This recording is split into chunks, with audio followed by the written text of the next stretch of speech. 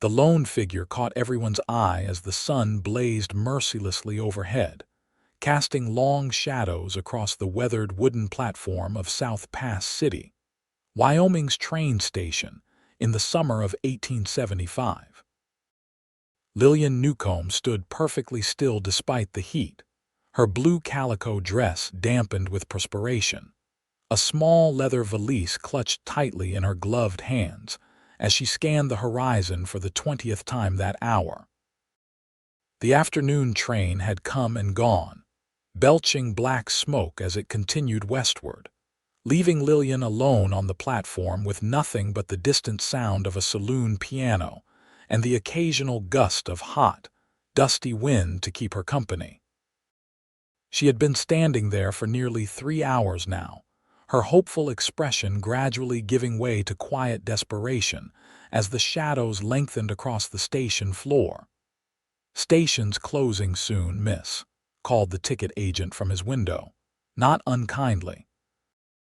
"Won't be another train till tomorrow afternoon." Lillian nodded politely but made no move to leave. Her letter had been specific. She was to be met at the station upon her arrival. Her future depended on it. With no money for lodging and no acquaintances in this frontier town, panic began to flutter in her chest like a caged bird. As the station agent locked his office and tipped his hat to her with a concerned glance, Lillian finally allowed her shoulders to slump. The platform was empty now except for her solitary figure, a portrait of abandonment against the backdrop of the rugged Wyoming wilderness. "Expecting someone?" The deep voice startled her from her thoughts. Lillian turned to find a tall man regarding her from the edge of the platform. His face was partially shadowed by a wide-brimmed hat, but she could make out strong features bronzed by the sun. A leather vest hung open over his cotton shirt, and the distinctive shape of a holstered revolver rested at his hip.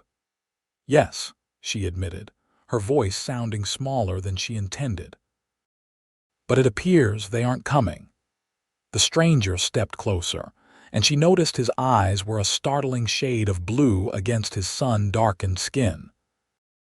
He wasn't handsome in the conventional sense. His nose had been broken at least once, and a thin scar traced the line of his jaw, but there was something compelling in his direct gaze. "Been waiting a long while," he observed. It wasn't a question. "Since the 2 o'clock train," Lillian confirmed, glancing at the station clock that now read nearly 6. He nodded, seeming to weigh something in his mind before speaking again. "Where were you headed? I'll take you." Lillian blinked, momentarily speechless at the offer from this stranger. Everything she'd been taught back east warned against trusting unknown men, especially in these untamed territories. Yet something in his steady gaze suggested reliability rather than threat. "That's very kind, but I couldn't impose." "No imposition," he interrupted. "Getting dark soon. Not safe for a lady to be stranded." He gestured to the nearly deserted Main Street. "Name's Jacob Quincy. Most folks call me Jake." "Lillian Newcomb," she replied automatically, her mind racing. The simple truth was she had nowhere else to go. Her carefully laid plans had collapsed the moment no one appeared to meet her train. Jake studied her face. "Where were you supposed to be met, Miss Newcomb?" "The Fuller Ranch," she answered. "About 10 miles north of town, I'm told." Mr. Fuller advertised for a teacher for his children and those of neighboring families. Something flickered across Jake's face, recognition and perhaps concern. "Edwin Fuller's place?" "Yes." "Do you know him?" Jake adjusted his hat, considering his words carefully. "I know of him." 10 miles is too far to walk, especially with night coming on. He gestured to her valise. "That all your luggage?" Lillian nodded. "The rest is supposed to follow on the freight train next week. I've got my wagon at the livery. I can take you to Fuller's, or—" he hesitated. "There's a decent boarding house in town if you'd prefer to wait till morning." Lillian's hand tightened around her valise. The boarding house would require money she didn't have. I should go to the ranch, she decided. They're expecting me. There must have been some misunderstanding about the time. Jake's expression suggested he doubted this, but he simply nodded.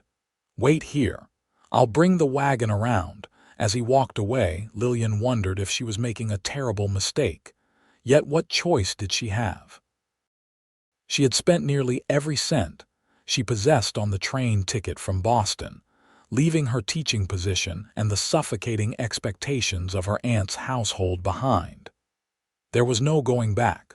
5 minutes later, Jake returned with a sturdy wagon pulled by 2 well-kept horses.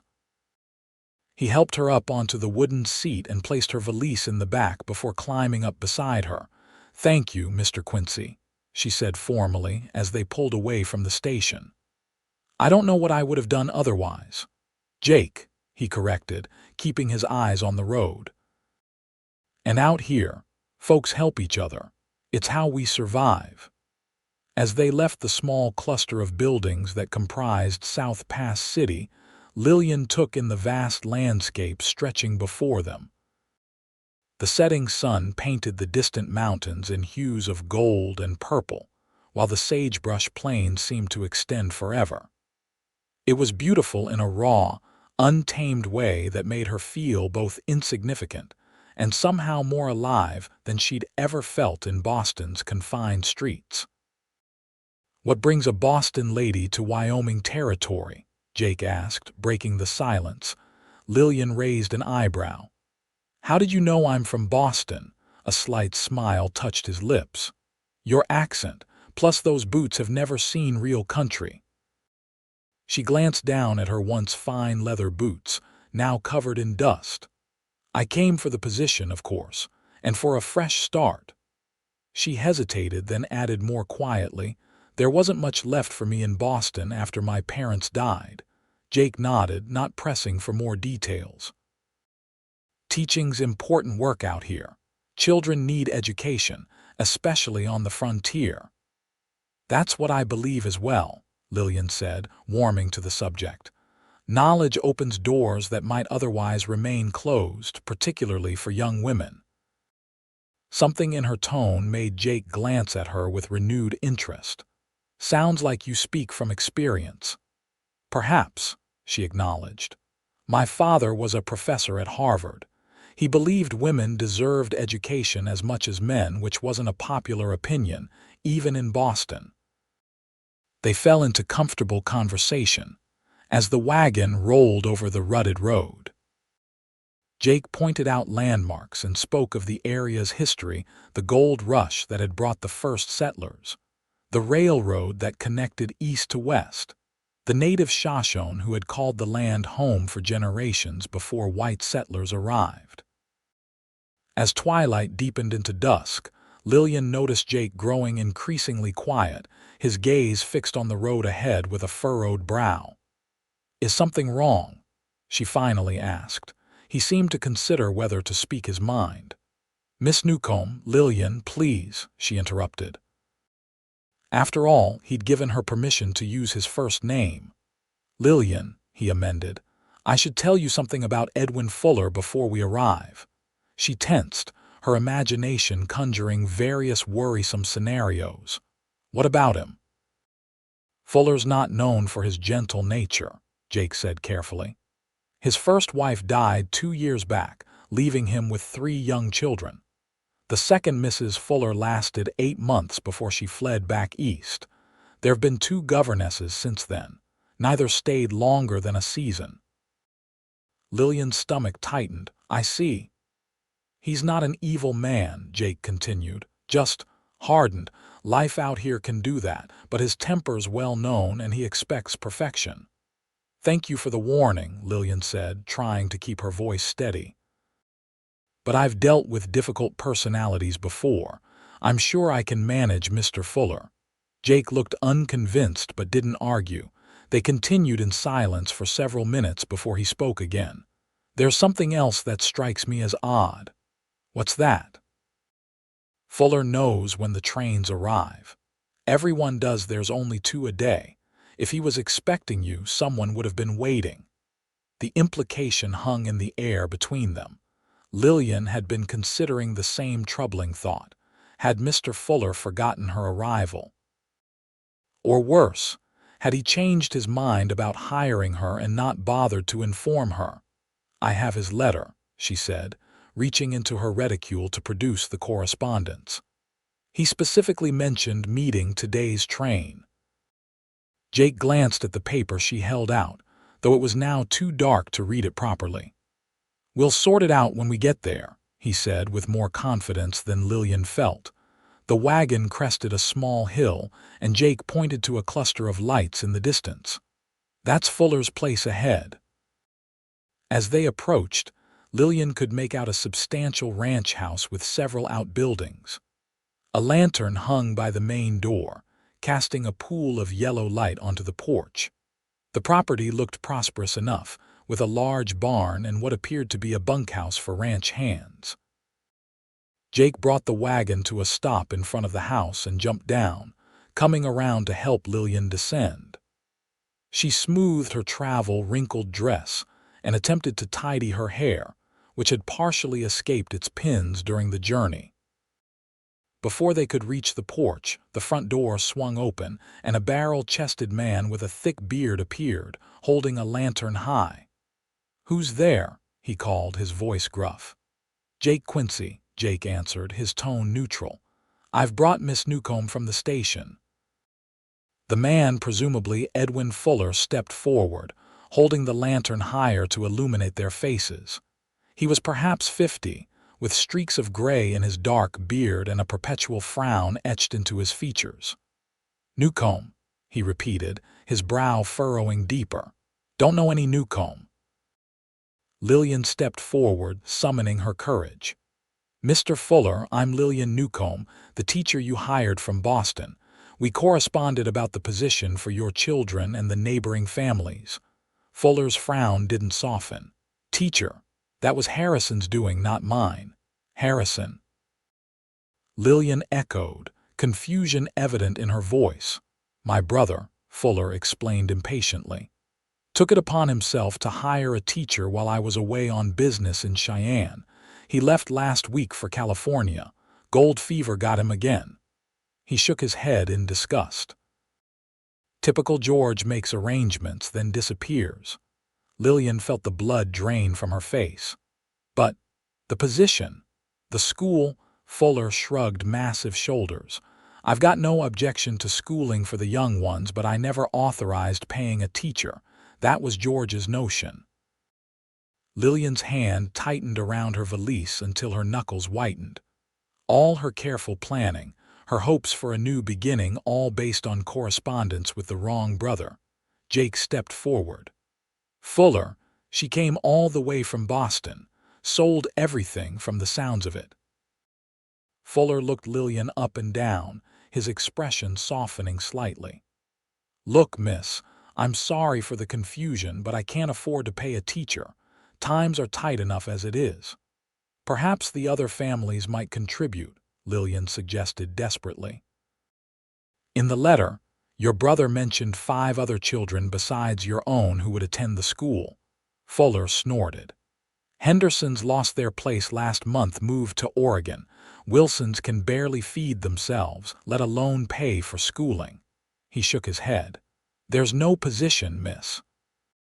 "I'm sorry you came all this way for nothing." Lillian fought to maintain her composure as the full impact of her situation hit her. No job, no lodging, no funds to return east. She was stranded in the middle of the Wyoming wilderness with nothing but the contents of her valise. "At least give her a place to stay tonight," Jake said, his voice taking on an edge Lillian hadn't heard before. "It's dark and town's 10 miles back." Fuller hesitated, then nodded reluctantly. "Widow Simmons works as my housekeeper. She can make up a bed for the night." He looked at Lillian. "But come morning, you'll need to sort yourself out. I can't afford another mouth to feed." "Thank you," Lillian managed, though the words tasted like ashes. Fuller turned and bellowed into the house. "Mrs. Simmons, we've got a guest for the night." A thin woman with a careworn face appeared in the doorway, wiping her hands on her apron. 3 children of various ages peered curiously from behind her skirts. "This is Miss Newcomb," Fuller explained gruffly. "There's been a mix-up. She needs a bed for the night, Mrs." Simmons nodded, her kind eyes taking in Lillian's distress.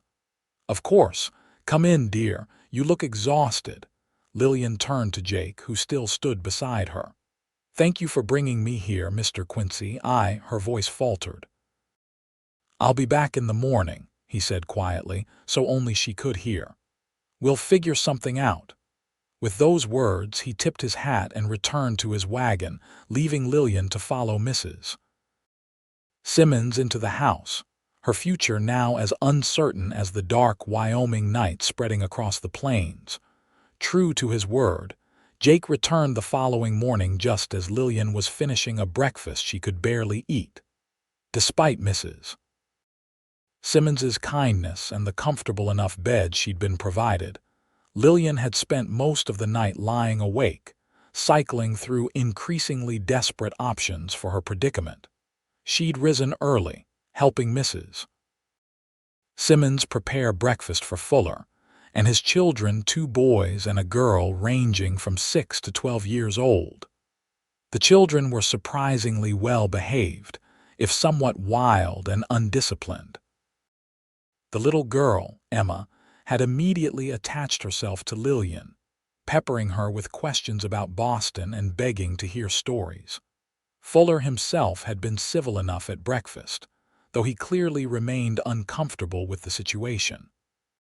He departed for the fields immediately after eating, repeating that Lillian was welcome to stay the day but would need to make other arrangements by nightfall. When Jake's wagon appeared in the yard, Lillian felt a wave of relief she couldn't entirely explain. In less than a day, this stranger had become her only ally in an unfamiliar and unforgiving land. Mrs. Simmons saw him through the window. "That's Jake Quincy," she told Lillian, a note of approval in her voice. "Good man.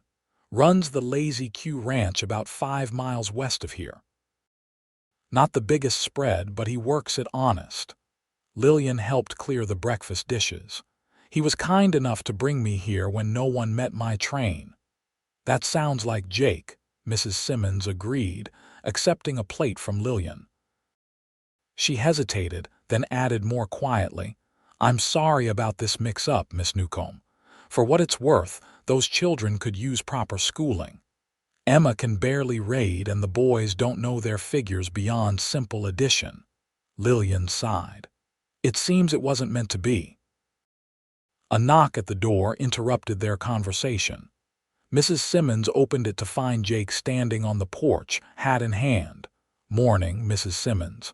I've come to speak with Miss Newcomb if she's available." Mrs. Simmons stepped aside. "She's just helping with the dishes. Come in, Jake."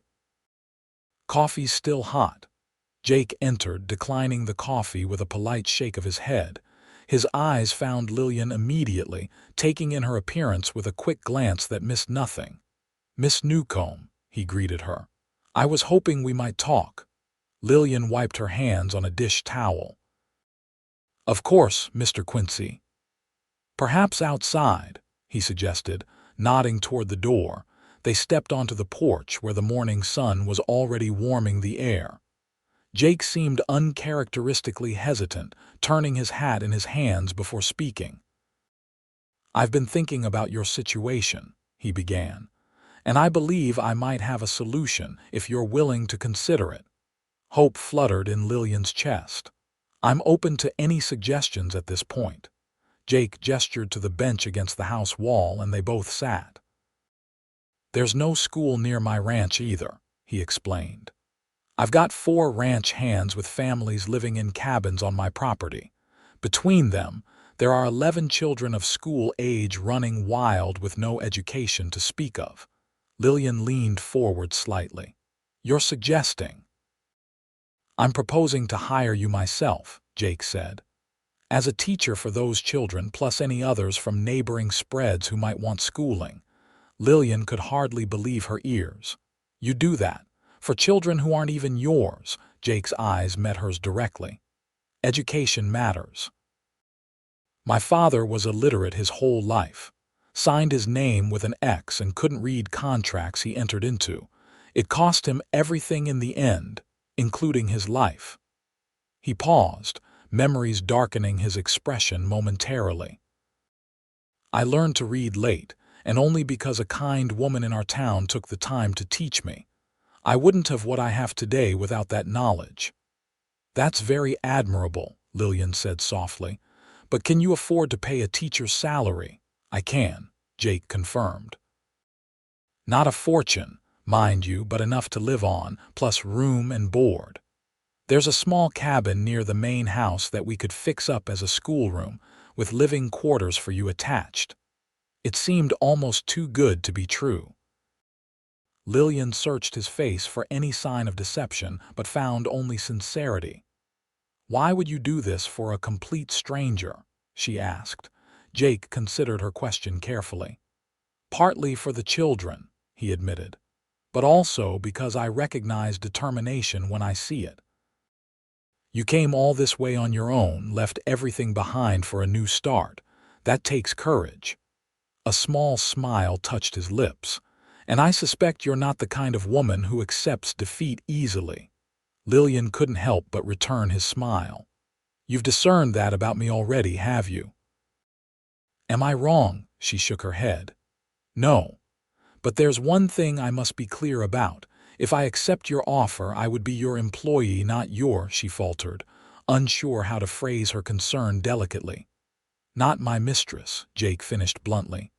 I wouldn't suggest otherwise, Miss Newcomb. This is strictly a business arrangement. Your reputation would be protected. The ranch hands' wives would see to that. They've been wanting schooling for their children for years. Relief washed over Lillian. Then I accept your offer, Mr. Quincy. Gratefully. They settled the details quickly. A modest but fair salary, room and board, Sundays and one afternoon per week for personal time. The school term would run 10 months of the year, with summers off when the children were needed for ranch work. When can I start? Lillian asked, already mentally organizing lessons and wondering what books might be available. Today, if you're willing, Jake answered. We can head to my place now, get you settled, and perhaps meet some of the families this afternoon. Classes could begin Monday next, giving you time to prepare. That would be perfect, Lillian said, feeling a weight lift from her shoulders. What had seemed a disaster yesterday now felt like an unexpected opportunity. They informed Mrs. Simmons of the arrangement, and the housekeeper beamed with approval. You couldn't find a better employer than Jake Quincy, she assured Lillian. And those children need you desperately. An hour later, Lillian's valise was loaded into Jake's wagon, and they were headed west toward the Lazy Q. The landscape opened up before them, rolling plains of sagebrush and grass, punctuated by stands of cottonwood trees along creeks and dry washes. In the distance, mountains rose against a sky so vast and blue, it made Lillian's heart ache with its beauty. It's magnificent, she breathed, taking in the panorama. Jake glanced at her, pleased by her reaction. Different from Boston, I imagine. As different as possible, she agreed. There, the buildings press in so close you can barely see the sky. Here it's endless. It can feel that way, Jake nodded. Lonely too, sometimes, winters especially. You have family nearby? Lillian asked, realizing she knew almost nothing about the man beside her beyond his name and occupation. Jake shook his head. No family left. My mother died when I was young. My father, as I mentioned, passed some years back. I had a brother, but he fell at Gettysburg. I'm sorry, Lillian said softly. The war took so many. Jake's hands tightened briefly on the reins. Too many. I served as well, though I was luckier than most. Came home with all my limbs, at least. Lillian studied his profile, noting the set of his jaw and the distant look in his eyes. Which side? She asked quietly. Union, he answered. Cavalry, you.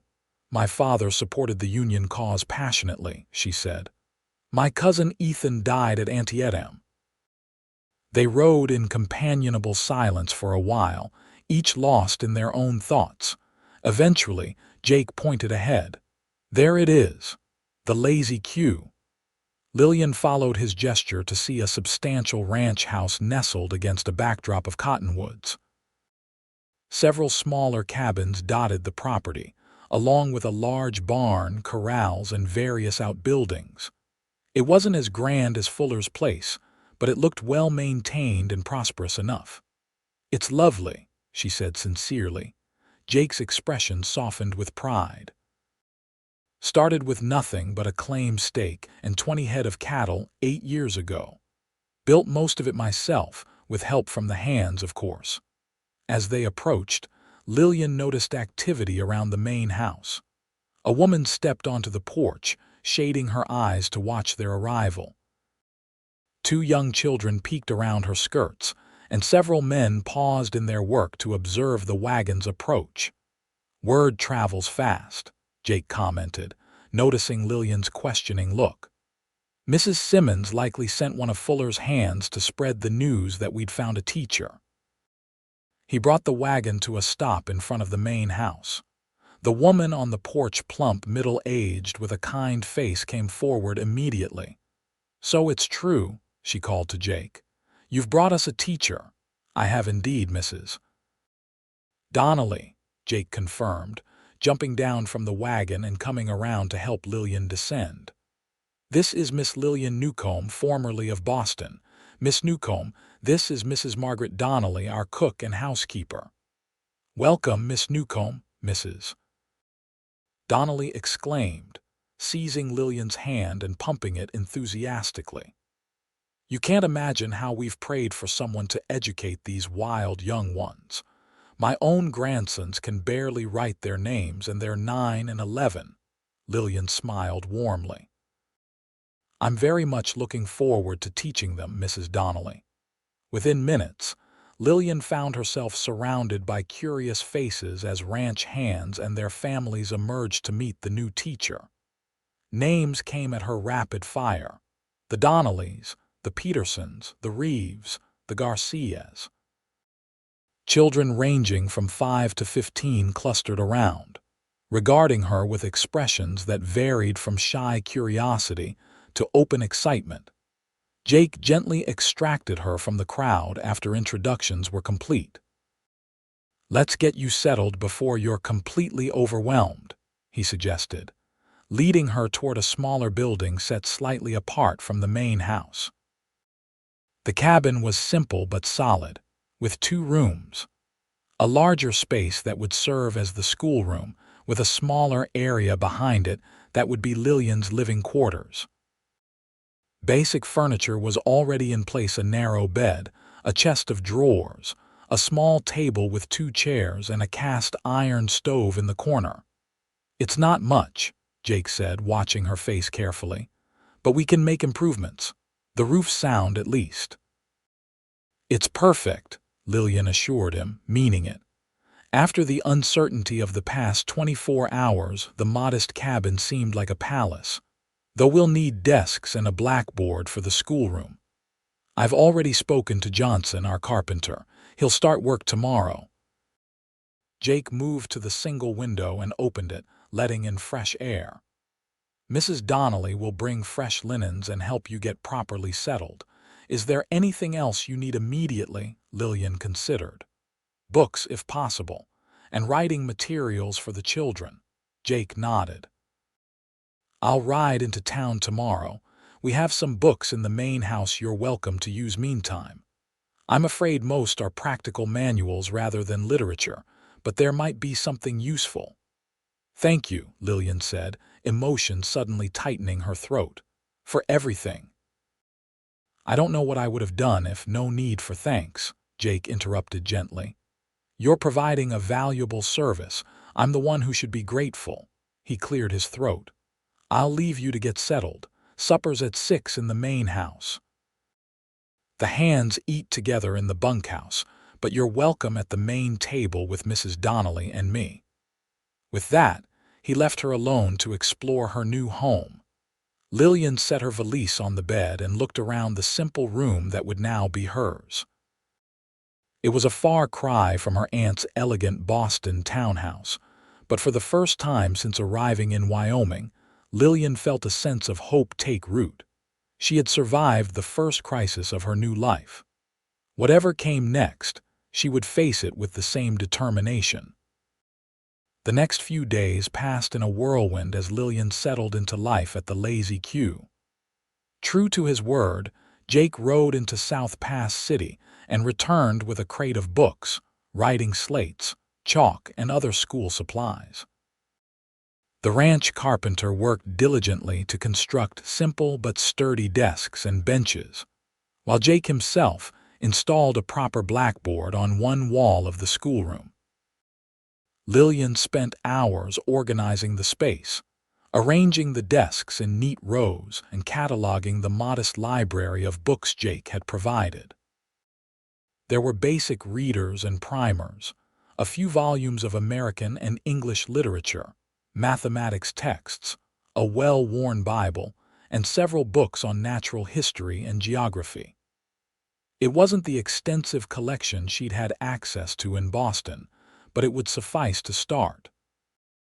During her preparations, she came to know the ranch hands and their families better.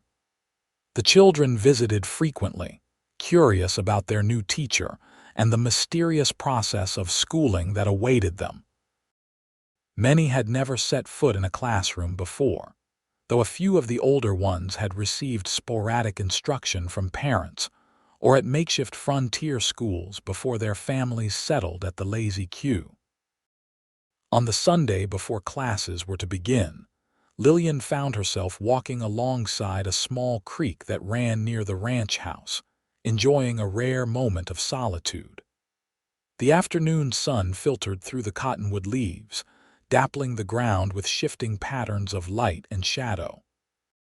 She'd removed her shoes to wade ankle-deep in the cool water, her skirts hitched modestly above her calves. Careful of the slippery rocks. Lillian started at Jake's voice, nearly losing her balance on the very rocks he'd warned about. He moved quickly to steady her, his hand firm on her elbow. "I didn't mean to frighten you," he apologized, releasing her arm once she was stable. "It's all right," she assured him, stepping carefully back onto the grassy bank. "I was lost in thought." Jake handed her the shoes she'd left on the shore, nervous about tomorrow. "A little," she admitted, sitting on a fallen log to dry her feet before putting her shoes back on. It's always challenging with a new group of students, especially when they have such varied ages and previous education. Jake settled beside her on the log, keeping a respectful distance. "They're good children, lively but good-hearted, and they're eager to learn, which is half the battle, I suspect." Lillian smiled. "Very true, though I admit teaching 11 children of different ages simultaneously will be a new experience for me. In Boston, I taught 20 girls, but they were all between 12 and 14 years old." "You'll manage," Jake said with surprising confidence. "I've watched you these past days. You have a natural way with the children, they already respect you." Lillian felt warmth rise in her cheeks at his praise. "Thank you. That means a great deal." They sat in comfortable silence for a moment, listening to the burbling of the creek and the rustle of cottonwood leaves overhead. In the distance, a meadowlark trilled its distinctive song. "May I ask you something personal, Miss Newcomb?" Jake finally said. "Lillian," she corrected him.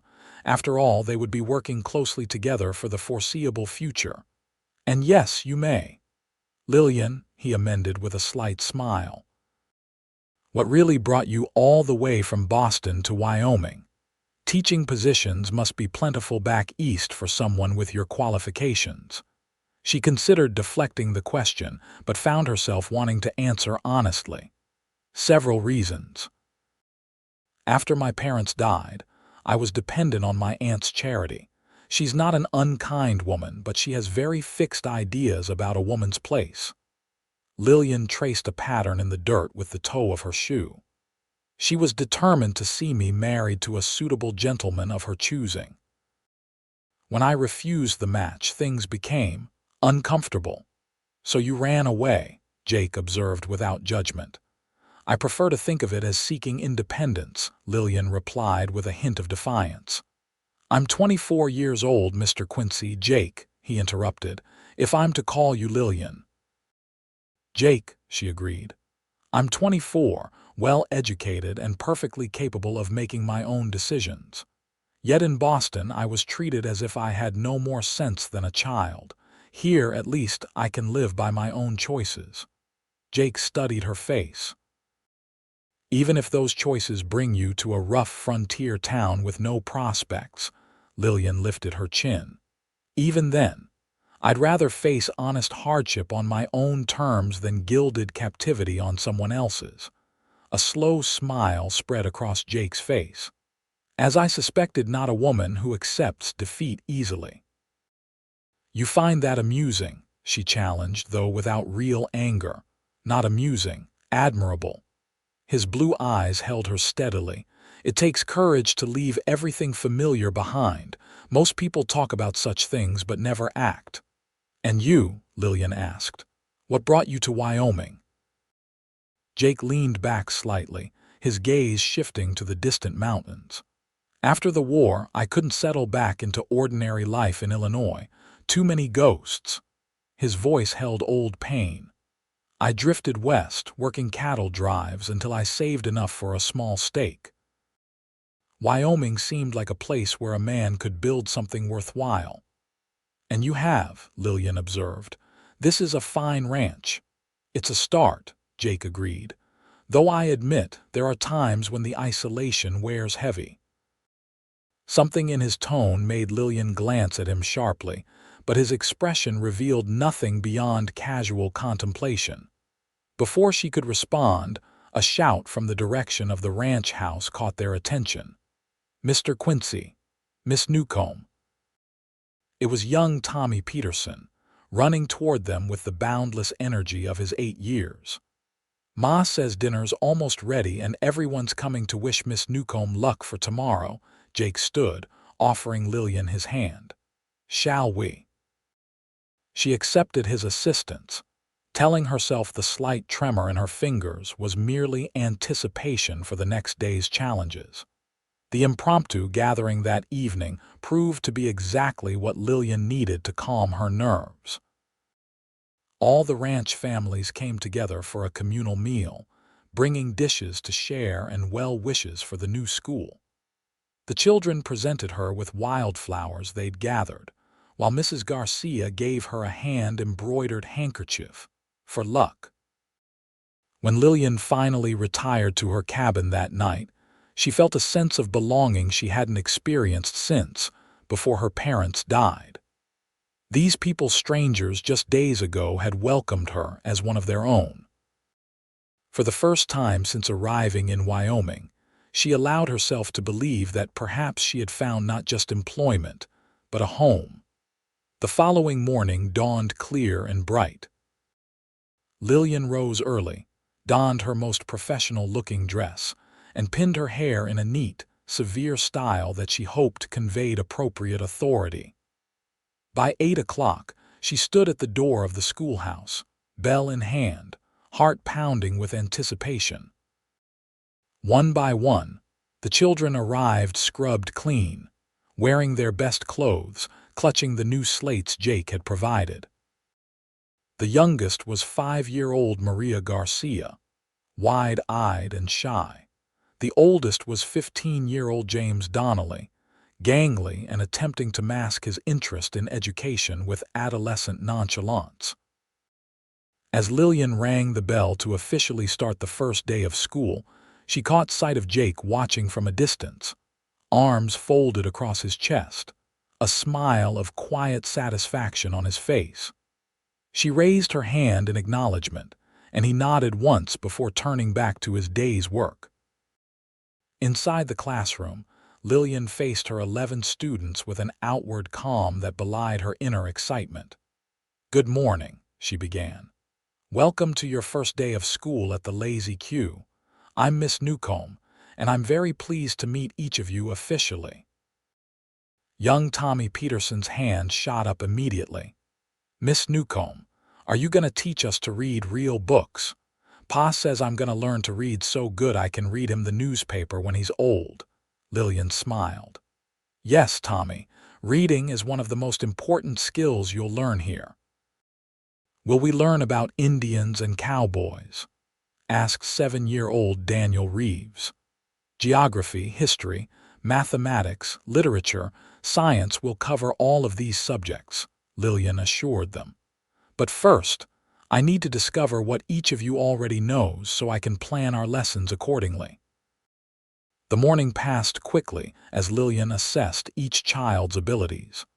As expected, their previous education varied widely.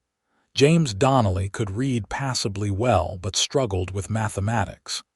10-year-old Sarah Peterson had beautiful handwriting but couldn't read what she wrote. The Garcia children spoke Spanish at home and were still gaining confidence in English. By noon, when the children were released for lunch, Lillian had a much clearer picture of the challenge before her and felt more exhilarated than daunted by it. These bright, eager minds were hungry for knowledge, and she was determined to nurture that hunger. As the children scattered to eat their packed lunches in the shade of nearby trees, Lillian remained at her desk, making notes about individual students and planning afternoon activities. She was so absorbed in her work that she didn't notice Jake's approach until his shadow fell across her papers. "How goes the battle?" he asked, setting a cloth-wrapped package on her desk. "Wonderfully," Lillian replied with genuine enthusiasm. "They're bright children, Jake, all of them. With proper instruction, they could accomplish so much." He smiled at her animation. "I thought you might forget to eat." He nodded at the package. "Mrs. Donnelly sent lunch." "That was thoughtful," Lillian said, suddenly realizing she was famished. She unwrapped the cloth to find thick sandwiches, an apple, and a slice of pie. "Join me." Jake glanced around the empty classroom before pulling up one of the children's chairs and sitting across from her desk. The sight of his tall frame folded onto the small seat made Lillian hide a smile. "Tell me about your morning," he invited, breaking his sandwich in half. Lillian described her initial assessments and preliminary plans for organizing the various age groups. Jake listened intently, asking thoughtful questions that revealed his genuine interest in the children's education. "You're planning to teach Latin?" he asked, raising an eyebrow when she mentioned her long-term curriculum ideas. "To the older students eventually," Lillian confirmed. "It's the foundation of so much of our language and literature. And I thought perhaps some basic Spanish as well, to honor the Garcia children's heritage while helping the others learn a useful skill for this territory." Jake shook his head in admiration. "You're not thinking small, are you? Is there any point in aiming for mediocrity?" Lillian challenged. "None at all," he agreed, "though I wonder if our modest school supplies will support such ambitious plans." "We'll make do with what we have," Lillian said confidently. "Great minds have been cultivated with far less than a blackboard and a dozen books." Jake studied her face, his expression thoughtful. "You really believe in these children, don't you?" "Of course," Lillian replied. "Every child deserves the chance to develop their mind to its fullest potential, regardless of where they were born or their circumstances." "Not everyone shares that view," Jake observed. "Especially regarding girls and education."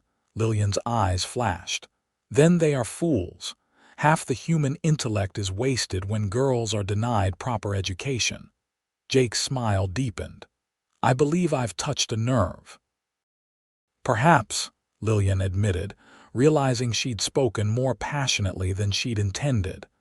"It's a subject close to my heart. I can see that." Jake stood as the children began filtering back toward the schoolhouse. "I should let you return to your duties. Will you join us for supper again tonight? Mrs. Donnelly is threatening to fatten you up, says Boston didn't feed you properly." Lillian laughed. "I'd be delighted." As Jake departed and the children resumed their seats, Lillian found herself reflecting on how comfortable she already felt in his presence. There was something reassuring about Jake Quincy, a steadiness that invited trust. In the space of just a few days, he had transformed from a stranger into someone she instinctively looked to for support. The afternoon session went as smoothly as the morning, and by the time Lillian dismissed the children, she felt a deep sense of satisfaction with her first day's work. The sense of purpose that had driven her west had been fully justified. These children needed her, and she needed them just as much. Over the weeks that followed, Lillian settled into a comfortable routine at the Lazy Q. Mornings and afternoons were devoted to teaching, with evenings spent preparing lessons and occasionally joining Jake and Mrs. Donnelly for supper in the main house. On Sundays, everyone gathered for a simple religious service led by Mr. Peterson, who had once studied for the ministry before the lure of the West called him to ranching. As autumn painted the surrounding countryside in hues of gold and amber, Lillian found herself growing increasingly attached to both her students and the ranch itself. The initial strangeness of frontier life gave way to appreciation for its rhythms and simplicity. She learned to appreciate small luxuries: fresh cream for her morning coffee, wild berries gathered at the creek's edge, the spectacular sunsets that turned the western sky into a canvas of impossible beauty. Jake proved to be a generous employer and a thoughtful friend. He regularly brought books and supplies from town, including several volumes Lillian had specifically requested for the more advanced students. When she mentioned in passing that her cabin grew cold at night, she returned from school the next day to find a thick bearskin rug on her floor and additional blankets on her bed. One crisp October afternoon, as the children were practicing their penmanship, a commotion outside drew Lillian's attention. Glancing through the window, she saw a cloud of dust approaching from the east riders, moving fast. "Continue with your work," she instructed the children, moving to the doorway for a better view. Jake and several of his men were already mounted, riding out to meet the approaching group. As they came closer, Lillian could make out 3 riders, one slumped forward in his saddle. "Miss Newcomb," Jake called as they neared. "We need the schoolhouse. Johnson's been injured." Lillian didn't hesitate. "Children, gather your things quickly. School is dismissed for the day." As the children scrambled to collect their slates and books, Lillian cleared the largest table, spreading a clean cloth over its surface. By the time the riders reached the schoolhouse, she had organized the space as best she could and sent the children home with instructions to inform their parents about the situation. 2 ranch hands carried in the injured man, Frank Johnson, the ranch carpenter, his face gray with pain, blood seeping through a makeshift bandage on his thigh. "Logging accident," Jake explained tersely as they laid Johnson on the table. "Tree fell wrong way. Caught him with a branch that splintered off." Lillian assessed the situation quickly. "I'll need hot water, clean cloths, and whiskey if you have it, and someone should ride for the doctor in town." "Already sent Peterson," Jake said, his calm efficiency matching her own. "What else?" "My sewing kit is in my quarters," Lillian said. "The wound may need stitching before the doctor arrives." Jake raised an eyebrow but didn't question her. "Mrs. Donnelly's bringing supplies from the house. I'll get your kit." As he strode toward her living quarters, Lillian turned her attention to the injured man. Carefully removing the bloodied bandage, she revealed a jagged gash about 6 inches long, deep enough to require stitches, but thankfully not appearing to have damaged any major blood vessels. "You're lucky, Mr. Johnson," she told him as she examined the wound. "This looks worse than it is." Johnson managed a weak smile through his pain. "Didn't know. School teachers, doubled as doctors." "My father was a professor, but my mother was a nurse during the war," Lillian explained, accepting a basin of hot water from Mrs. Donnelly, who had just arrived with supplies. "She taught me basic medical care." When Jake returned with her sewing kit, Lillian threaded a needle with steady hands. "This will hurt," she warned Johnson, "but infection would be worse." Jake took position at Johnson's head, ready to hold him still if necessary. "Drink this first," he told the injured man, offering a generous measure of whiskey. Johnson downed the liquid in one swallow, grimacing. "Do your worst, Miss Newcomb."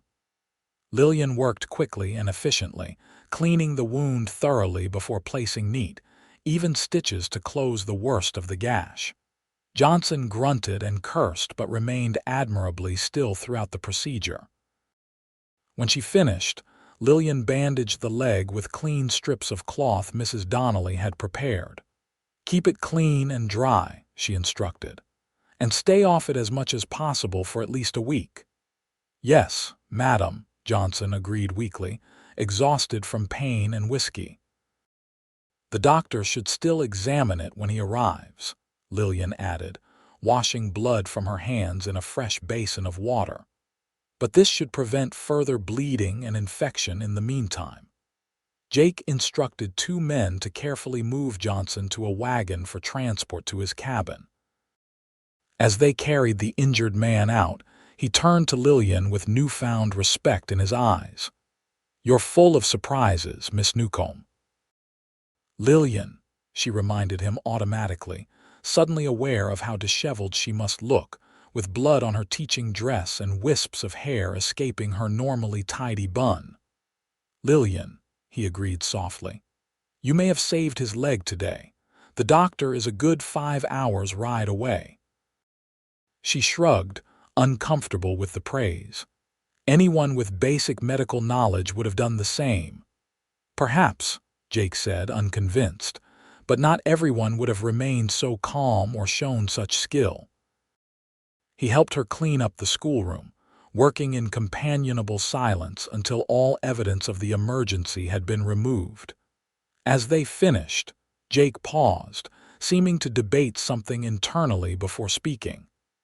"There's a harvest dance in South Pass City next Saturday," he said finally.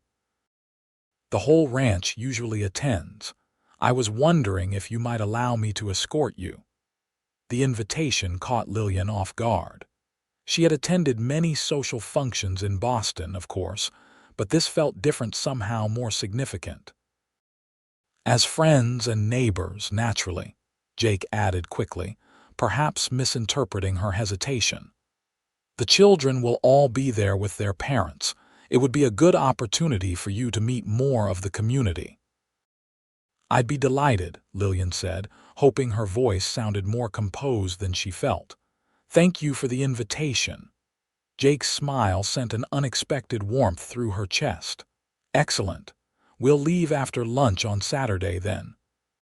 He tipped his hat and headed for the door, pausing briefly to add, "You might want to wear something you don't mind getting a bit dusty. The dancing tends to be enthusiastic, if not particularly refined." With that, he was gone, leaving Lillian to contemplate both the invitation and her surprisingly strong reaction to it. She had come west for independence, not entanglement, she reminded herself firmly. Jake Quincy was her employer, a kind one, certainly, and perhaps becoming a friend, but nothing more.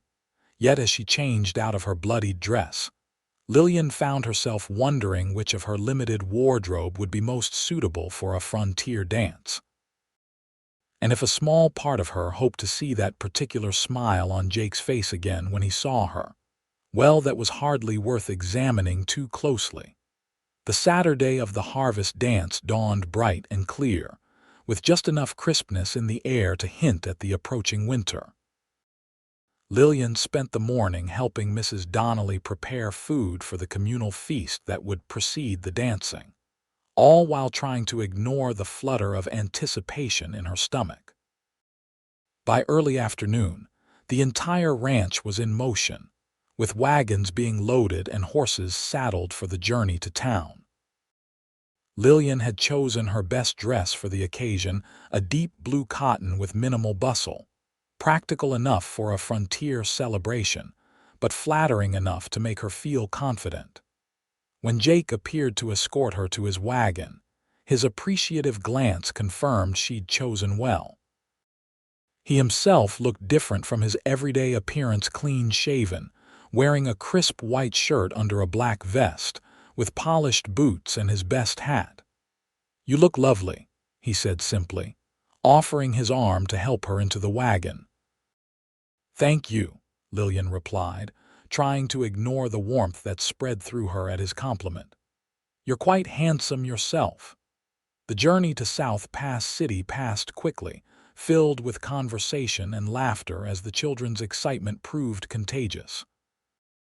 They arrived to find the town transformed, lanterns strung between buildings, tables laden with food in the central square, and a makeshift wooden platform constructed for dancing. Jake helped Lillian down from the wagon, his hand lingering on hers perhaps a moment longer than necessary. "The food first, then dancing," he explained, guiding her through the growing crowd. "It's tradition." The feast was abundant, with each family contributing their specialties. Lillian found herself introduced to dozens of neighbors from surrounding ranches and farms, all curious about the Boston lady who was teaching at the Lazy Q. Most received her warmly, though she noticed a few raised eyebrows and whispered comments among some of the town's more established ladies. "Don't mind Mrs. Henderson and her circle," Jake murmured when he noticed her discomfort. "They consider themselves the arbiters of local society and are suspicious of any new female under 50. Lillian smiled. "I'm quite accustomed to social scrutiny, Jake. Boston has its share of Mrs. Hendersons." As twilight deepened into evening, fiddles and guitars struck up a lively tune, and couples began moving toward the dance platform. Jake turned to Lillian with a questioning look. "Shall we?" Lillian hesitated only briefly. In Boston, accepting multiple dances from the same gentleman would have signaled serious intentions. But this was Wyoming, she reminded herself, where such rigid social protocols likely held less sway. "I'd be delighted," she said, placing her hand in his outstretched palm. Jake led her onto the platform, taking position for what appeared to be a traditional square dance. Lillian had learned such dances in her youth, though it had been years since she'd practiced them. "Just follow my lead," Jake assured her as the music swelled. "And remember, out here, dancing is for enjoyment, not exhibition." What followed was unlike any social dance Lillian had experienced in Boston's refined ballrooms. The tempo was faster, the movements more vigorous, the laughter louder. Jake proved to be an excellent dancer, guiding her through the unfamiliar patterns with firm confidence.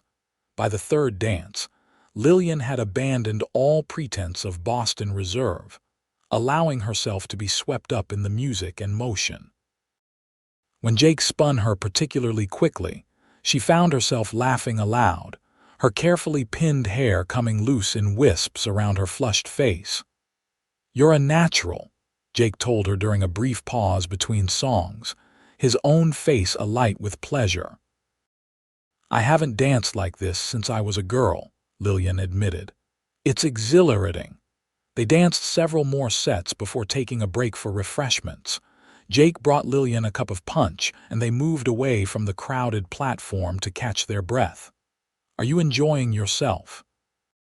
he asked, studying her face in the lantern light. "More than I expected to," Lillian answered honestly. "Everyone has been so welcoming," Jake smiled. "They respect what you're doing for the children, Education means something out here, it's not taken for granted. As they talked, Lillian noticed a commotion near the edge of the gathering.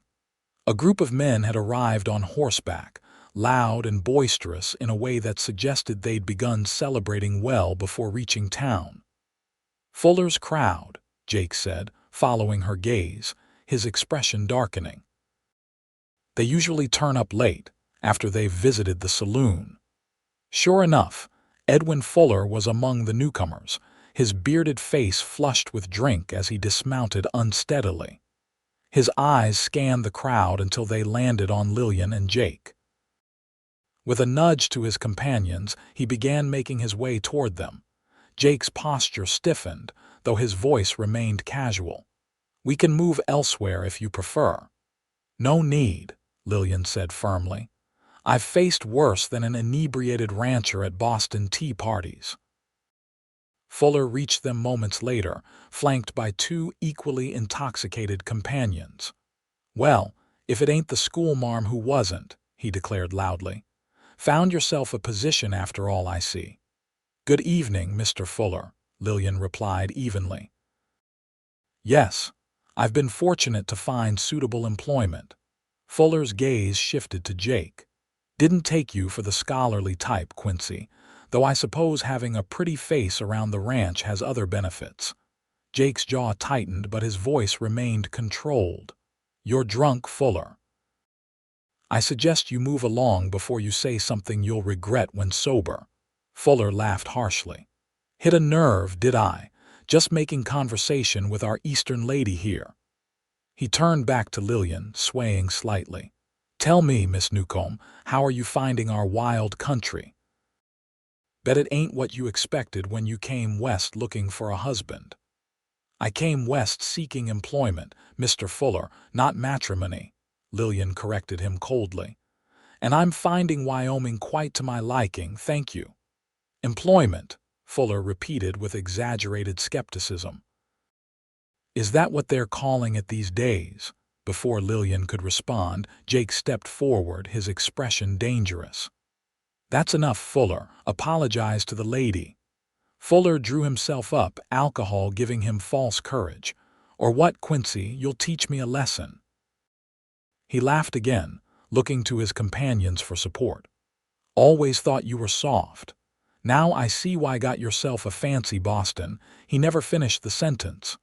Jake's fist connected with Fuller's jaw, sending the larger man stumbling backward into his friends. "Jake." Lillian gasped, more surprised than alarmed. Fuller recovered his balance, touching his jaw in disbelief before lunging at Jake with a roar of anger. The two men grappled briefly before others intervened, pulling them apart. "Take it elsewhere or cool off," ordered the town sheriff who had materialized beside them. "We don't need trouble at the harvest dance." Fuller shook off his friend's restraining hands, glaring at Jake. "This isn't finished, Quincy." "Anytime, Fuller," Jake replied evenly. "When you're sober enough to stand straight." With a final muttered curse, Fuller allowed himself to be led away toward the saloon. The sheriff gave Jake a warning look before following. "I apologize for that," Jake said to Lillian once they were alone again. "Fuller's always been troublesome, but he crossed a line." Lillian was still processing what had happened. In her world, gentlemen settled disputes with words, not fists. Yet she couldn't deny a certain primitive satisfaction at seeing Fuller silenced so effectively. "Are you hurt?" she asked, noticing Jake flexing his right hand. "Only my pride," he assured her with a wry smile, "and possibly my standing with Sheriff Donnelly." Lillian studied his face. "You shouldn't have hit him." "No," Jake agreed, "but I'd do it again if he spoke to you that way." The simple declaration hung in the air between them, laden with implications neither was ready to address.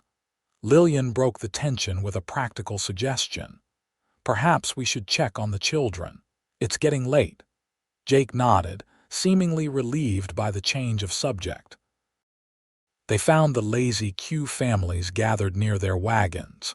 The younger children already drowsy, the older one still full of energy from the excitement of the evening. As they prepared to depart, Lillian noticed Mrs. Donnelly watching her with knowing eyes. The older woman had missed nothing, apparently. The journey back to the ranch was quieter than the trip into town, with most of the children falling asleep in the wagons. Lillian rode beside Jake in comfortable silence, the events of the evening replaying in her mind. When they reached her cabin, Jake helped her down from the wagon with the same careful courtesy he'd shown all evening. "Thank you for a memorable evening," Lillian said, meaning it despite the unfortunate incident with Fuller. "I hope it wasn't spoiled by the unpleasantness," Jake replied. Lillian shook her head. "Not at all, it was." She hesitated, searching for the right word. "Educational." Jake's laugh was warm in the cool night air. "Not exactly what I hoped for, but I'll accept it." He hesitated, then added more seriously, "What Fuller implied about your position here. You know that's not how people generally view the situation, don't you?" "I do," Lillian assured him. "And even if they did, I've never been overly concerned with others' opinions of my choices." Jake's smile returned. "Another quality I admire about you." He took a step back, the proper distance between employer and employee reasserting itself. "Good night, Lillian. Sleep well." "Good night, Jake." As she prepared for bed that night, Lillian found herself replaying one particular moment from the evening, not the confrontation with Fuller, but the instant when Jake had looked at her during their first dance, his eyes reflecting the lantern light, a smile of genuine delight on his face. It had been a long time since anyone had looked at her that way, as if her presence alone was something to be celebrated. It was a dangerous line of thinking, she knew. Jake Quincy was her employer, her benefactor in many ways. Developing romantic feelings for him would only complicate what was currently a perfect arrangement for them both. Besides, nothing in his behavior, chivalrous though it was, had indicated he viewed her as anything more than a respected employee and perhaps a friend. With firm resolution, Lillian extinguished her lamp and turned her thoughts to the coming week's lessons. Romance had no place in her carefully constructed new life. Independence was her goal, and she would not jeopardize it for fleeting emotions. As winter settled over Wyoming territory, life at the Lazy Q developed a rhythm dictated by weather and necessity. School continued daily, though occasionally delayed by snowstorms that made travel from the farthest cabins difficult. Lillian's students progressed at varying rates, but all showed improvement, particularly in reading and basic arithmetic. Jake remained a supportive presence, visiting the schoolroom occasionally to observe lessons or deliver new supplies. His interaction with Lillian maintained a careful formality, though she sometimes caught him watching her with an expression that made her heart beat faster. In early December, as Christmas approached, Lillian found herself facing an unexpected challenge. Many of her students had never experienced a proper Christmas celebration, and she was determined to create something special for them. With Mrs. Donnelly's enthusiastic assistance, she planned a Christmas pageant to be performed for the entire ranch community. On a snowy afternoon a week before the planned event, Lillian stayed late in the schoolhouse, creating simple costumes from materials Mrs. Donnelly had provided. So absorbed was she in her work that she didn't notice the weather worsening outside until a particularly strong gust of wind rattled the windows. Glancing up, she was alarmed to see that daylight had nearly faded, and snow was falling heavily, driven by increasing wind. She hurriedly gathered her materials, knowing she should return to her cabin before the storm intensified further. As she opened the schoolhouse door, a blast of frigid air nearly took her breath away. The snow was already several inches deep, with visibility reduced to just a few yards. Clutching her shawl tightly around her shoulders, Lillian stepped out into the storm, immediately regretting her decision to delay her departure. The short distance to her cabin seemed suddenly treacherous, the familiar path obscured by swirling white. She took several cautious steps, the wind cutting through her inadequate clothing like a knife. Before she could make much progress, a dark figure materialized through the snow. "Lillian," Jake's voice carried above the howling wind. "What are you doing out here?" Relief flooded through her as he reached her side, his strong hands gripping her shoulders. "I lost track of time," she explained, teeth beginning to chatter. "The storm came so quickly." "Come on," he said, wrapping an arm around her to shield her from the worst of the wind. "Main house is closer than your cabin." They struggled through the deepening snow, Jake's body providing some protection from the relentless elements. By the time they reached the ranch house, Lillian's feet were numb, and she was shaking uncontrollably. "Mrs. Donnelly met them at the door with exclamations of concern. "Land sakes, Miss Newcomb, you're half frozen." She bustled Lillian toward the blazing fireplace, calling to the kitchen for hot tea. "I'm fine," Lillian insisted through chattering teeth. "Just sea cold." "Get those wet things off her," Mrs. Donnelly instructed Jake, who hesitated visibly. "Oh, for heaven's sake, I'll do it. You fetch that quilt from the back room." When Jake returned with the quilt, Mrs. Donnelly had removed Lillian's snow-soaked outer garments and positioned her in a chair directly before the fire. The housekeeper took the quilt and wrapped it firmly around Lillian's shoulders. "Drink this," she ordered, pressing a steaming mug into Lillian's hands. "It's tea with a drop of medicinal whiskey. Don't argue, it'll warm you from the inside." Lillian obeyed, the hot liquid burning pleasantly down her throat. As sensation gradually returned to her extremities, she became more aware of her surroundings and of Jake's concerned gaze from across the room. "I apologize for the inconvenience," she said, embarrassment replacing fear now that the immediate danger had passed. "Nonsense," Mrs. Donnelly declared. "We can't have you freezing to death. You'll stay here tonight. The blizzard's set in properly now." Jake nodded agreement. "I'll check on your cabin in the morning, make sure everything's secure." The storm continued through the night, howling around the sturdy ranch house like a living thing. Lillian slept in a small guest room, wrapped in borrowed nightclothes and extra blankets. Despite her exhaustion, she found herself lying awake for some time, listening to the wind and thinking about the strange turn her life had taken. 6 months ago, she would never have imagined herself in such a situation, stranded by a Wyoming blizzard, dependent on the kindness of people who had been strangers until recently. Yet here she was, and strangely enough, she felt not trapped but liberated by the wild circumstances. The next morning dawned clear and blindingly bright, the storm having exhausted itself overnight. The ranch lay transformed under a pristine blanket of snow, with drifts piled high against buildings and fences. After breakfast, Jake announced he would check Lillian's cabin and determine whether school could be held that day. He returned an hour later, his expression grim.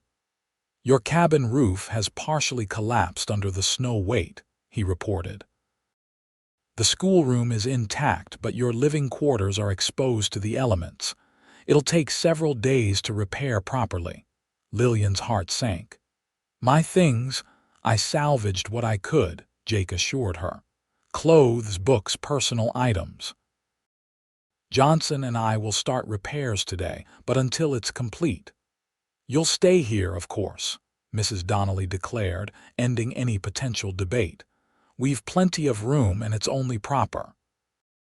And so Lillian found herself a guest in the main house for what stretched into nearly 2 weeks, as repair work proceeded slowly in the bitter cold. School resumed after 3 days, with Jake clearing paths through the snow so the children could attend safely. Living in such close quarters with Jake revealed aspects of his character Lillian hadn't previously observed. She discovered he rose before dawn each day, often sitting at the kitchen table with coffee and his ledgers before the rest of the household stirred.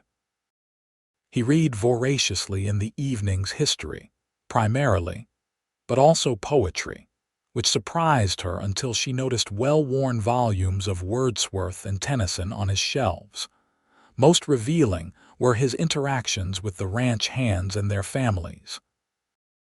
Jake knew each person's story, their strengths and struggles. He treated the men with respect that earned their loyalty and showed genuine concern for their wives and children.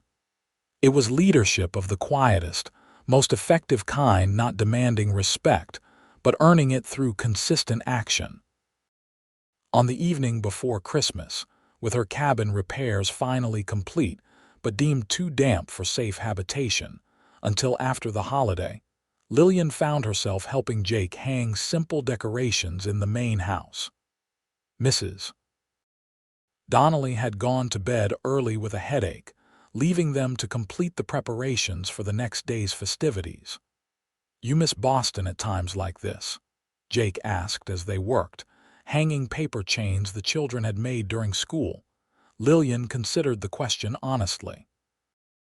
"I miss certain aspects," she admitted. "The carolers in the streets, the elaborate shop windows, midnight services with full choirs." She smiled, securing a strand of evergreen boughs above the fireplace. "But I've discovered Christmas has its own beauty here." "How so?" Jake asked, handing her another pine branch. "It feels more authentic somehow. In Boston, so much of the season is about display, who has the most impressive decorations, the most lavish gifts." Lillian stepped back to assess her handiwork. "Here, it's simpler but more meaningful. The children's excitement about homemade gifts, the community gathering together, the focus on celebration rather than ostentation." Jake nodded, understanding. "My mother used to say true wealth was in experiences, not possessions." Christmas was her favorite time, not for what we received, but for the stories, the singing, the togetherness. A shadow crossed his face. "After she died, my father never celebrated again." Lillian touched his arm gently. "I'm sorry." Jake covered her hand with his own, his eyes meeting hers. "Don't be. I have good memories. And now, new ones to make." The moment stretched between them, intimate and charged with unspoken feelings. Lillian was acutely aware of his nearness, the warmth of his hand over hers, the way the firelight cast golden highlights in his hair. Before either could speak, a log shifted in the fireplace, sending up a shower of sparks that broke the spell. Jake cleared his throat and stepped back, returning to the box of decorations. "I almost forgot," he said, his voice deliberately casual. "I have something for you, an early Christmas gift." From behind a chair, he produced a wrapped package and handed it to her. "I was going to wait until tomorrow, but now seems like the right time." Lillian carefully untied the string and folded back the brown paper to reveal a beautiful leather-bound book, a collection of Shakespeare's works. "Jake," she breathed, running her fingers over the embossed cover. "This is exquisite." "But how?" "I ordered it from Denver months ago," he explained, watching her face. "For the school initially, but then I thought you might enjoy having it for your personal library." "It's the most thoughtful gift I've received in years," Lillian said truthfully, deeply touched by both the present itself and the planning it represented. "Thank you." "You're welcome," he replied simply. "Every teacher should have Shakespeare close at hand." Lillian's own gift for Jake, a hand-knitted scarf she'd worked on secretly during evenings, seemed humble by comparison, but she retrieved it from her room and presented it to him anyway. "It's not as grand as Shakespeare," she apologized as he unwrapped it. Jake's face lit with genuine pleasure as he examined the dark blue scarf. "You made this?" Lillian nodded, suddenly shy. Mrs. Garcia taught me the pattern. I'm afraid it's not very even in places. Jake immediately wrapped it around his neck. It's perfect. No one's made me anything by hand since my mother. He touched the wool with appreciation. Thank you, Lillian. The use of her given name, spoken with such warmth, sent a flutter through her chest. They stood facing each other in the firelit room, surrounded by Christmas greenery, and the silent acknowledgement of something growing between them that could no longer be easily dismissed as mere friendship. I should retire, Lillian said finally, reluctant but practical. Tomorrow will be a busy day with the children's pageant. Jake nodded. Of course. Good night, Lillian. Merry Christmas. Merry Christmas, Jake.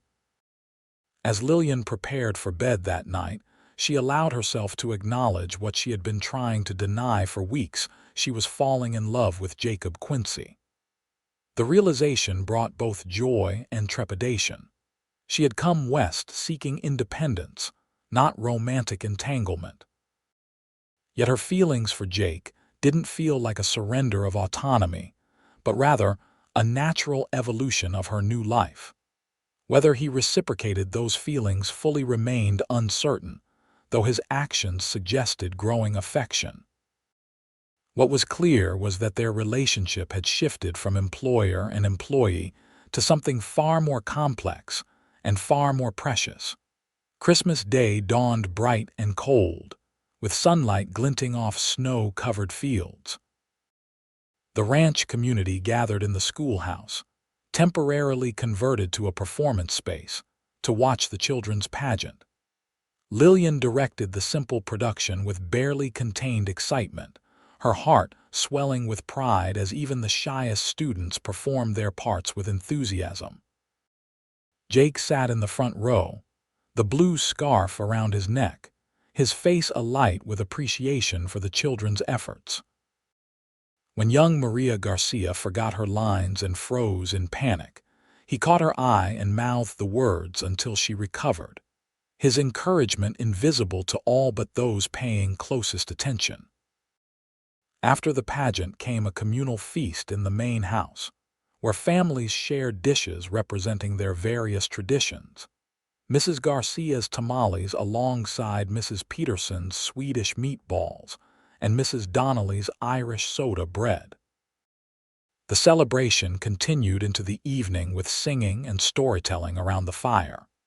As the families eventually departed for their own homes, laden with small gifts and leftover food, Lillian helped Mrs. Donnelly clear away the remnants of the feast.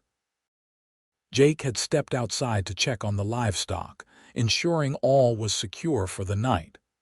"He's different since you came," Mrs. Donnelly commented as they worked side by side in the kitchen.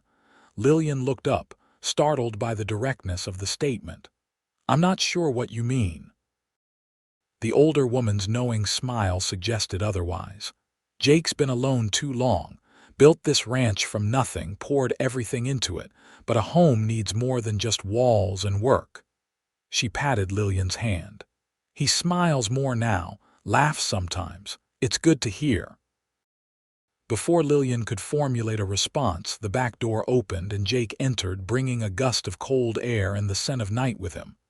"Everything all right?" Mrs. Donnelly asked. "Fine," Jake confirmed. "All quiet. The animals are settled for the night." He stamped snow from his boots. "Your cabin should be fully dry by tomorrow, Lillian. You can move back in whenever you're ready." "Thank you," Lillian replied, surprised to find herself reluctant at the prospect of returning to her solitary quarters after these days of shared domesticity. Mrs. Donnelly yawned dramatically. "Well, I'm for bed. These old bones can't take the excitement like they used to." She gave Lillian a meaningful glance before bidding them both good night and heading upstairs. Left alone in the kitchen, Lillian and Jake fell into a comfortable routine of finishing the cleanup together, working around each other with the ease of those who have shared a space long enough to anticipate each other's movements. "It was a wonderful Christmas," Lillian said as she dried the last plate. The children were magnificent in the pageant. "Thanks to your direction," Jake replied, hanging the dish towel to dry. "You've accomplished more with them in a few months than I would have thought possible." "They're eager to learn," Lillian said. "That makes all the difference." Jake leaned against the counter, studying her face in the lamplight. "It's more than that. You believe in them and they know it." He hesitated, then continued more softly. "You've brought something special to the Lazy Q, Lillian. Not just education, but life, purpose beyond the daily work." The sincerity in his voice made Lillian's breath catch. "The Lazy Q has given me far more than I've contributed," she said. "A home when I had none, purpose when I was adrift, friendship when I was alone." "Is that what we are?" Jake asked quietly. "Friends?" The question hung in the air between them, fraught with possibility. Lillian met his gaze steadily, her heart pounding. "I think perhaps we've become more than that," she admitted, her voice barely above a whisper. "At least, I hope we have." Jake straightened, taking a step toward her. "I've been fighting this for weeks," he confessed. "Telling myself it was inappropriate that I was your employer, that you came west for independence, not to be tied to another man's dreams." "And what did you conclude?" Lillian asked, scarcely breathing. "That some feelings can't be denied, no matter how inconvenient." He took another step closer. "That I'm in love with you, Lillian Newcomb, and have been almost since that first day at the train station." Joy surged through Lillian, bright and overwhelming. "I love you too," she said simply, "though I tried very hard not to."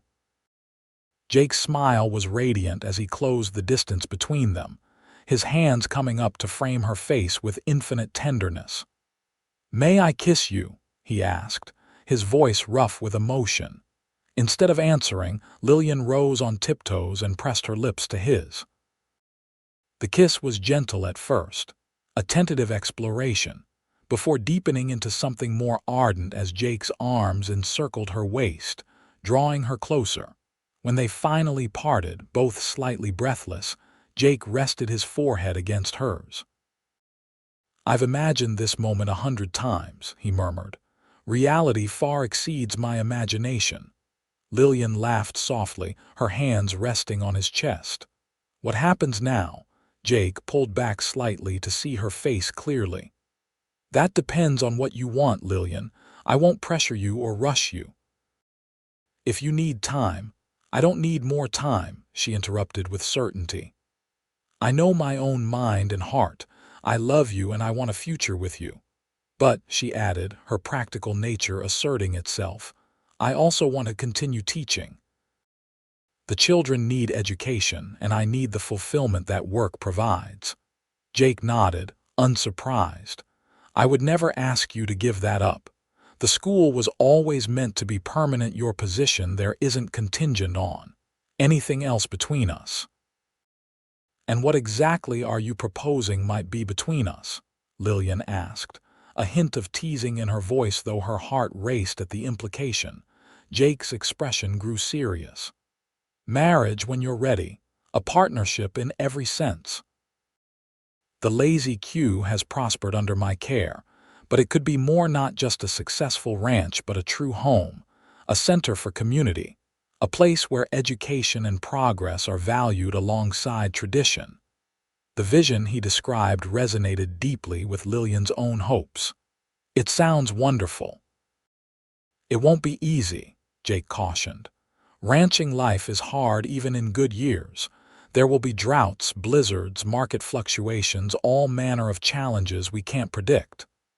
"I didn't come west expecting an easy life," Lillian reminded him. "I came seeking purpose and the freedom to determine my own path. I believe I've found both, along with something I wasn't looking for but treasure all the more for its unexpectedness." Jake's smile returned, warming his blue eyes. "Does that mean yes?" "Yes," Lillian confirmed, her own smile matching his. "Though perhaps we should court properly for a while, for appearances' sake if nothing else." Jake laughed, pulling her close again. "Always the proper Bostonian, "Very well, Miss Newcomb. May I have the honor of courting you, with the intention of making you my wife when an appropriate interval has passed?" "You may indeed, Mr. Quincy," Lillian replied with mock formality, before dissolving into laughter as he swept her into another kiss. Outside, snow began falling gently, adding a fresh layer to the white blanket covering the lazy queue. Inside, by the dying embers of the Christmas fire, two people who had once been strangers sealed their commitment to a shared future, one that had begun with a simple question at a train station on a hot summer day. The courtship of Jake Quincy and Lillian Newcomb became the subject of good-natured speculation throughout the South Pass City region over the following months. Though they maintained proper decorum, particularly around the children, their mutual affection was evident to anyone with eyes to see. Winter gradually yielded to spring, bringing new life to the lazy queue. Calves were born, fields prepared for planting, and repairs made to fences and buildings damaged by winter storms. School continued, with Lillian's students making remarkable progress. By April, even young Maria Garcia was reading simple stories aloud, while James Donnelly had advanced to algebra and Latin conjugations. One warm Saturday in May, as wildflowers painted the prairie in vibrant hues, Jake took Lillian on a picnic to a special location on the ranch, a small rise overlooking a meandering creek, with the mountains visible in the distance. They spread a blanket beneath a solitary cottonwood tree, enjoying Mrs. Donnelly's fried chicken and berry pie while discussing plans for expanding the school curriculum in the fall. "I was thinking," Jake said as they lingered over coffee, "that it might be time to make this official." Lillian set down her cup. "What do you mean?" In answer, Jake reached into his vest pocket and withdrew a small box. "I've been carrying this around for weeks, waiting for the perfect moment." He opened the box to reveal a delicate gold ring with a small diamond at its center. "It was my mother's. I'd be honored if you would wear it as my wife." Though they had discussed marriage many times over the winter months, the reality of the proposal and the beautiful ring brought tears to Lillian's eyes. "It's perfect," she whispered, extending her hand so Jake could slip the ring onto her finger. "Is that a yes?" he asked, his voice betraying rare nervousness. Lillian laughed through her tears. "Of course it's yes. Did you have any doubt?" "Not of your feelings," Jake admitted, "but perhaps of your readiness to take this step." Lillian looked down at the ring now adorning her finger. "I've been ready since Christmas," she confessed. "I was only waiting for you to ask formally." Jake's smile was radiant as he leaned forward to seal their engagement with a kiss. "I thought perhaps a June wedding," he suggested when they parted. "Unless that's too soon." "June would be perfect," Lillian agreed. "After the school term ends, though we'll need to find someone to perform the ceremony. Mr. Peterson isn't officially ordained." "Already arranged," Jake revealed. "I wrote to a minister in Cheyenne who will be passing through South Pass City in late June. He's agreed to stop for a few days specifically to marry us." Lillian shook her head in fond exasperation. "You seem very confident of my answer." "Hopeful, not confident," Jake corrected, taking her hand. "But I believe in planning ahead." They spent the remainder of the afternoon discussing wedding plans, a simple ceremony at the ranch, with the entire community invited to celebrate afterward. Lillian would need a dress, of course, and Jake suggested a trip to Cheyenne to visit a proper dressmaker. "I'd also like to build us a new home," Jake said as they packed up the picnic remains. "The main house is comfortable enough, but it was designed for a bachelor. I thought perhaps something larger with a proper library for your books and space for—" He hesitated. "For," Lillian prompted. "Children," Jake finished. "If you want them." The idea of children, their children, sent a warm glow through Lillian's chest. "I do want them," she confirmed. though I'd also like to continue teaching, at least until our own children need my full attention." "Of course," Jake agreed immediately. "The school is as much your creation as the ranch is mine. Our children will benefit from having a mother who values education so highly." The simple understanding in his words reaffirmed for Lillian why she had fallen in love with this man. Unlike so many, he viewed her career not as a temporary diversion until marriage, but as an integral part of who she was. As they rode back to the ranch, the setting sun gilding the landscape in gold and amber, Lillian found herself reflecting on the extraordinary journey that had brought her to this moment. From a Boston spinster facing an unwanted marriage to an independent woman embracing a future of her own, choosing a future that included love, partnership, and purpose, news of their engagement spread quickly through the ranch and surrounding community. The reaction was overwhelmingly positive, with many expressing that they had seen the match coming long before the couple themselves had acknowledged their feelings. "About time," Mrs. Donnelly declared when they announced it officially. "I've been planning the wedding feast in my head since Christmas." The weeks leading up to the wedding passed in a blur of preparation and anticipation. Lillian traveled to Cheyenne with Mrs. Donnelly as chaperone and returned with a beautiful cream-colored silk dress that made Jake's eyes widen appreciatively when she described it, though tradition dictated he wouldn't see it until the wedding day. Meanwhile, construction began on their new home, a spacious two-story structure positioned on a gentle slope with views of both the mountains and the ranch buildings. Jake consulted Lillian on every aspect of the design, from the placement of windows to the arrangement of rooms.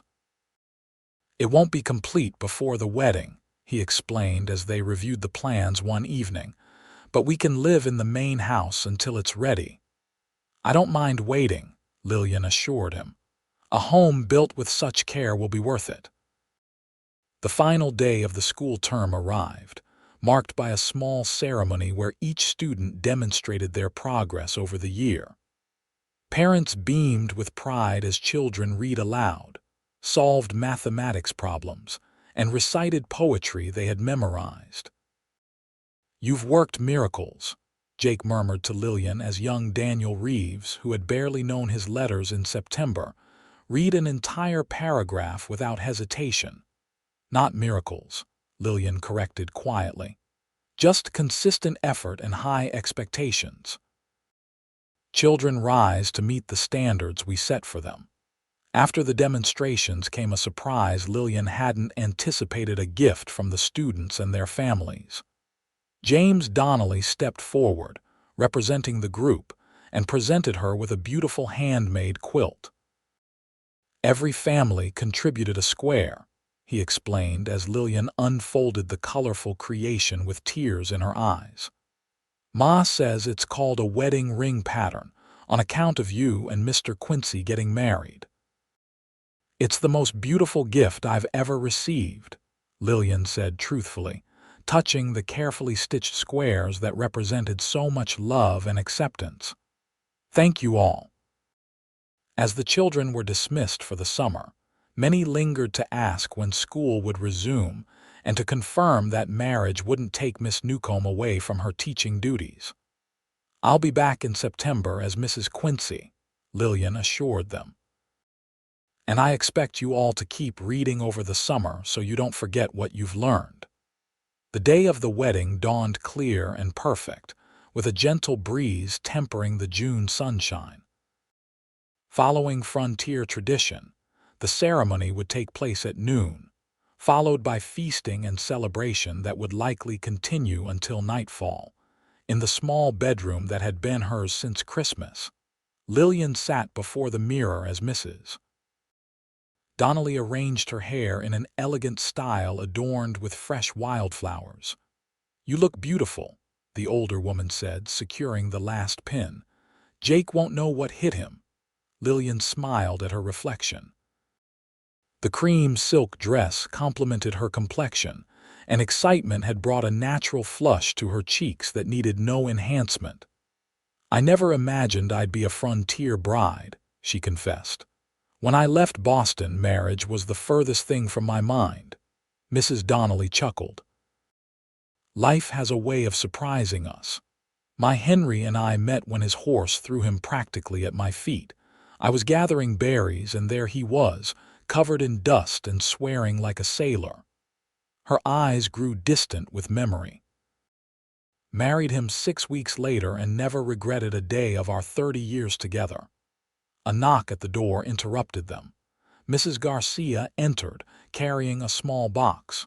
"A gift from Mr. Quincy," she explained, handing it to Lillian. "He said to give it to you before the ceremony." Inside the box, nestled on a bed of cotton, lay a delicate gold locket. Lillian opened it to find a tiny pressed wildflower, a perfect miniature of the yellow columbine that had been blooming on the hillside the day Jake proposed. A note accompanied the gift. "For the woman who waited at the station. Thank you for allowing me to be the one who took you home. All my love, Jake." Tears threatened to undo Mrs. Donnelly's careful work with her complexion, but Lillian blinked them back. "Could you help me put it on?" she asked, handing the locket to Mrs. Donnelly. The cool gold settled against her skin, a tangible reminder of the journey that had brought her to this day.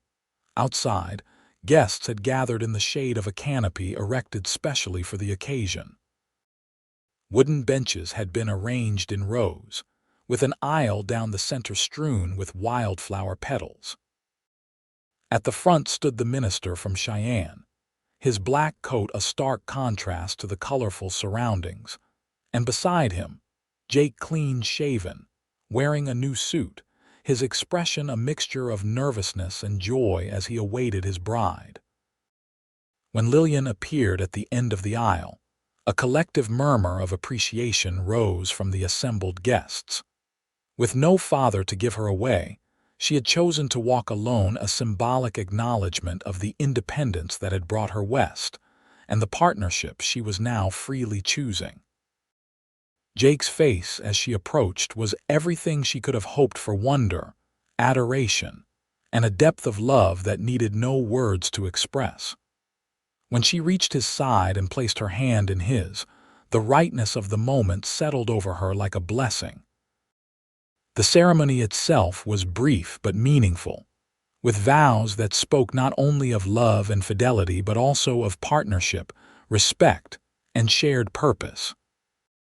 When the minister pronounced them husband and wife, Jake's kiss was both tender and promising, met with cheers and applause from their friends and neighbors. The celebration that followed epitomized the best of frontier community: abundant food, music provided by local musicians, dancing that continued for hours, and genuine goodwill from all who attended. Even Edwin Fuller made an appearance, sober and subdued, offering gruff congratulations before departing early.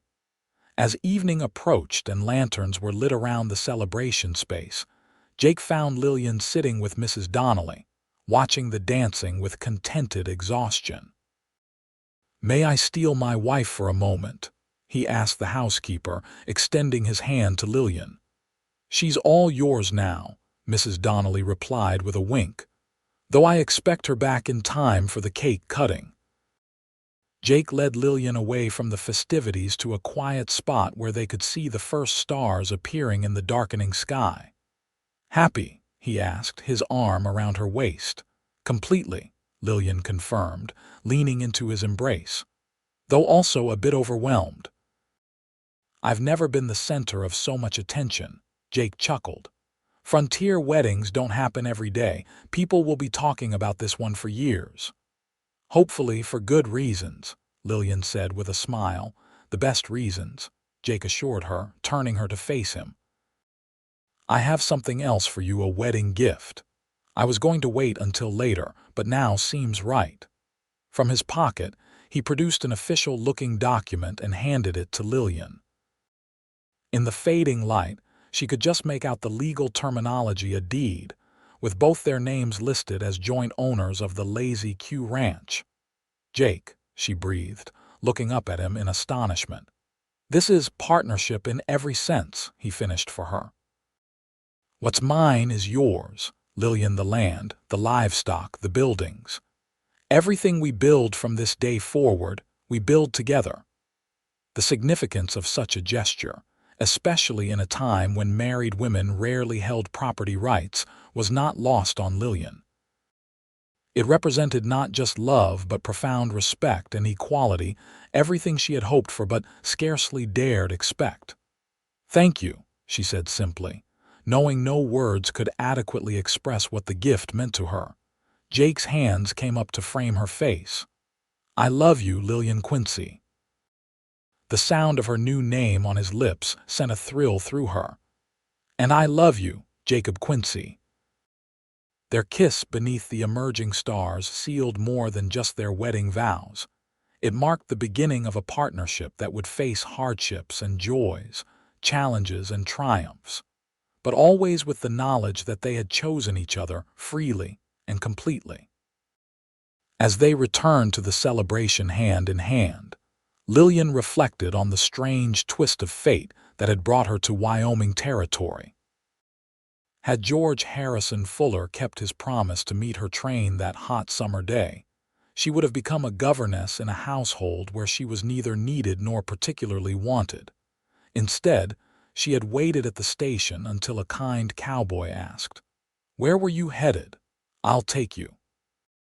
And in accepting his offer, she had found not just a destination but a journey worth taking, one that had led to love, purpose, and a home beyond anything she could have imagined. 5 years later, on another warm June day, Lillian stood on the porch of the home she and Jake had built together, watching a wagon approach along the road from South Pass City. At her side was their 3-year-old son, William, named for Jake's brother who had fallen at Gettysburg, and in her arms their infant daughter, Margaret, called Maggie in honor of Mrs. Donnelly, who had passed peacefully in her sleep the previous winter. "Papa's coming," William announced excitedly, recognizing Jake's distinctive driving style even at a distance. "Yes, and it looks like he's brought company," Lillian observed, noting the passenger beside her husband on the wagon seat. The Lazy Q had prospered under their joint stewardship, expanding its operations and becoming known throughout the territory for both its fine cattle and its progressive practices. The school had grown as well, with Lillian now employing an assistant teacher to help manage the increasing number of students as more families settled in the region. As the wagon drew closer, Lillian recognized Jake's passenger, a young woman, perhaps 19 or 20, with the hesitant posture of someone in unfamiliar surroundings. "William, run and tell Miss Adams that Papa's home," Lillian instructed her son, referring to her teaching assistant who was watching the children while Lillian took a rare afternoon break. William raced off toward the schoolhouse as the wagon pulled up to the main house. Jake set the brake and jumped down, coming around to help his passenger descend before striding toward his family with a broad smile. "There are my beautiful girls," he declared, kissing Lillian soundly before bending to place a gentle kiss on baby Maggie's forehead. "Has she been good today?" "As good as her father," Lillian replied with a teasing smile. "Which is to say, mostly well-behaved with occasional moments of stubborn independence." Jake laughed, turning to beckon his passenger forward. "Lillian, this is Miss Clara Jenkins. She arrived on today's train from Chicago." "Miss Jenkins, my wife, Mrs. Quincy." The young woman stepped forward nervously. "How do you do, Mrs. Quincy? I hope I'm not imposing." "Not at all," Lillian assured her, though she shot Jake a questioning glance. "Miss Jenkins came west to take a teaching position at the Martin Ranch," Jake explained. "Unfortunately, it seems the Martins failed to meet her train. The situation reminded me of another case some years back." His eyes twinkled as he met Lillian's gaze. Understanding dawned immediately. "You were left stranded at the station?" Lillian asked the young woman sympathetically. "Yes, madam," Clara confirmed.